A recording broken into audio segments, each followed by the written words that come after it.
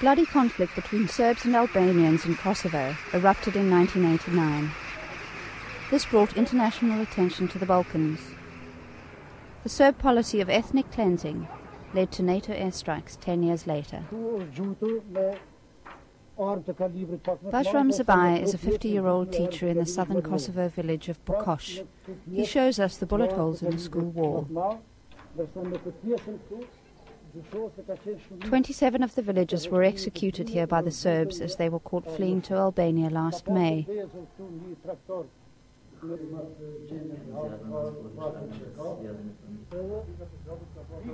Haunting memories.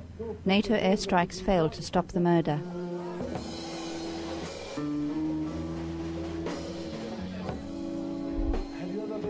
Here in the Zanzibar bar in Pristina, all of that is but a distant if grim memory. Survivors would rather forget the ordeal. Survival in Kosovo today is no easy task.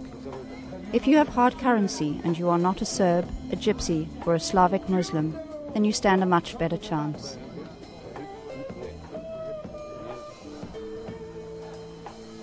There are 25% more cars on Kosovo's roads than there were before the war. Most of them have no registration plates and many are stolen. There is still no state control of the situation. Issuing registration plates is not the only thing causing the international authorities a headache.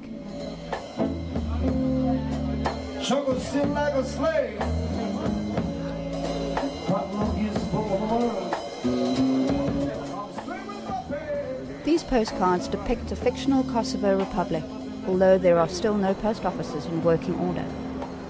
To get their passport extended, Albanians have to queue up here. The precious document is only issued by their enemy, the Serbs.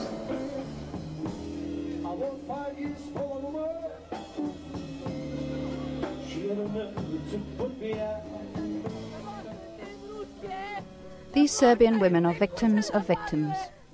Serb minorities fear the Albanians' revenge in their enclaves. Last summer, there was still an average death toll of 50 murders per week. Now it's around 5. That's what KFOR calls progress.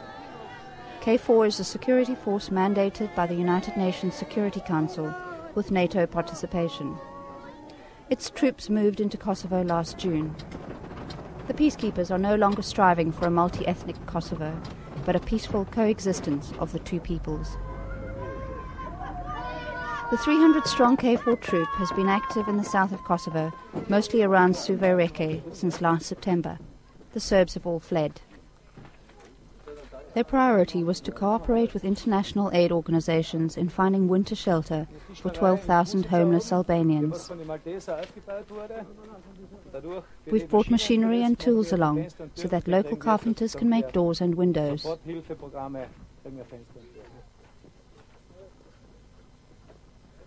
None of the donor countries has yet fulfilled its generous promises, and UN administration is simply not working. Life is only getting better for those who help themselves, as we see with this rebuilding initiative.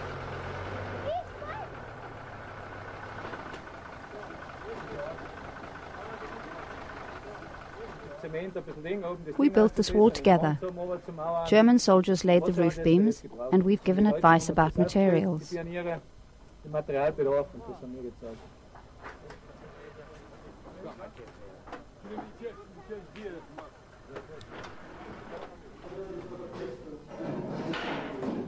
Teacher Bajram Ziba is the community speaker for the village of Bukosh. He is holding a meeting to decide how to spend the 500 Deutschmark that the Austrian soldiers have brought to help out. He consults other villagers to see who needs immediate help in the community. Bajram Ziba decides that the Katoli family need help. 500 Deutschmark is a lot of money in Kosovo at the moment. It's around the same as a month's salary for a university professor. It may be a modest sum for us, but for the Katoli family, it's certainly enough to get them back on their feet.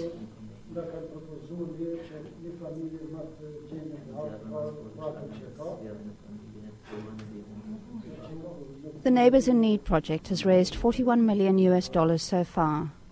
This has made 3,500 destroyed homes inhabitable again and has given hope to many a destroyed soul.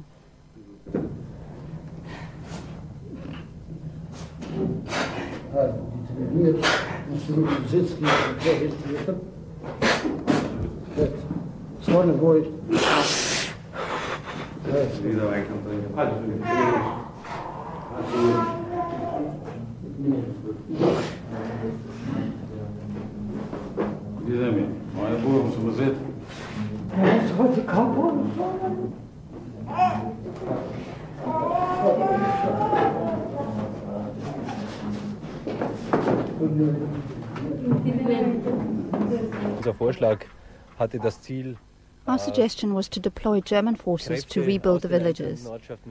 This has proved successful in about 90% of the region we're responsible for. A contact leader has been allocated to each village, and they are in charge of the cooperations and rebuilding program. Ansprechpartner haben, die sich sehr engagiert den Wiederaufbau kümmern. Sadri Matash managed to survive with help from the Red Cross. Last year he returned with his brother and their families from the Austrian camp. This is what they found when they reached their village Kournen in the Ishtok region. It had been razed to the ground.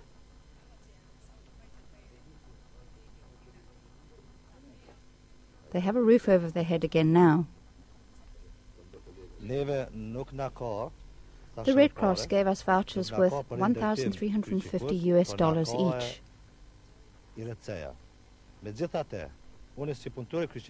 We could buy the material for our roof, and we also got 4 windows and 2 doors.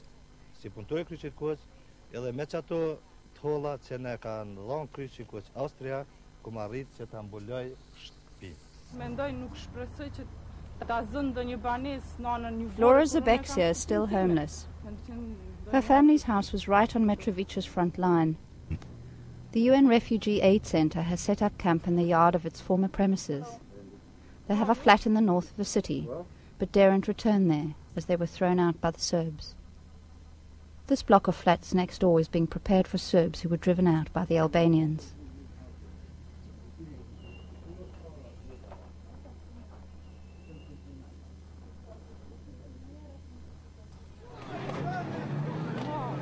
There has been violent rioting in Mitrovica for weeks. Albanians and Serbs fight one another constantly, and both riot against these French KFOR troops. The fighting takes place on 2 bridges which span the river Ibar. The river separates the Serb-controlled north from the Albanian quarter in the south. The Serb leader is Oliver Ivanovic, Milosevic's right-hand man in Mitrovica. Area around both bridges will be safety zone, so-called safety zone. It means empty zone. And we think that it's very big dangers for the Serbs. We cannot accept it. Because in this empty zone, for a very short time, will be fulfilled with Albanian. Albanian spokesman Basram Rexhepi lives only with his guard dogs in the Albanian quarter south of the river. He doesn't see Mitrovica as a divided city. It is not Serbian part. No. It is north part, where before the war was more of 9,000 Albanian, about 2,000 Serbs. More of 70% they was Albanians, who was deported by force during the war, and ethnic cleansing was continue until now.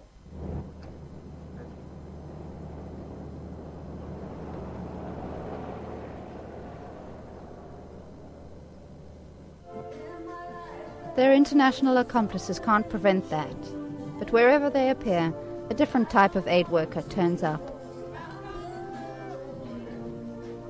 This is a travelling circus of multilingual call girls in Pristina's Miami Beach Club. A bottle of champagne costs 500 marks. The price includes an evening's personal entertainment. Sex slaves from Eastern Europe flown in from Zurich. The manager tells us that this is his contribution to the rebuilding of Kosovo and for the UCK, the Underground Kosovo Liberation Army. Officially, the UCK no longer exists, Yet its strategic aim clearly still does. It controls this sealed Albanian settlement in the Balkans, along with that of the main trading routes from Turkey to Central Europe. This is the toll of the conflict, and this is what it has taken for NATO to grasp the full extent of the situation in Kosovo.